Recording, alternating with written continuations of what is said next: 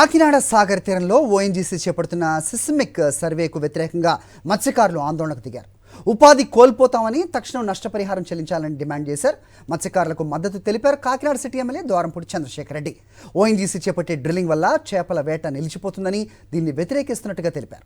ఉపాధి కోల్పోతున్న 45,000 మంది మత్స్యకార కుటుంబాలకు ఓఎన్జీసీ తక్షణం 250 కోట్ల రూపాయల నష్టపరిహారం చెల్లించాలని డిమాండ్ చేశారు.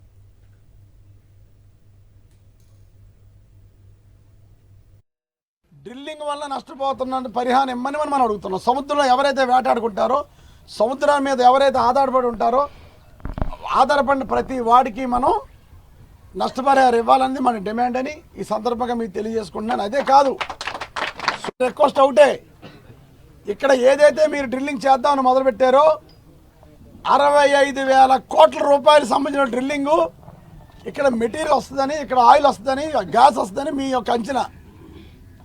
మేము కోరుకునేది మహా అయితే మా నష్టపరిహారం సంవత్సరానికి ఇక్కడ నుంచి ఈ కోస్టల్ ఉన్నటువంటి మత్స్యకారులందరినీ కలుపుకుని నష్టపోతున్నారు చూసుకుంటే మేము మహా అయితే కోరుకుని 200 నుంచి 250 కోట్లు.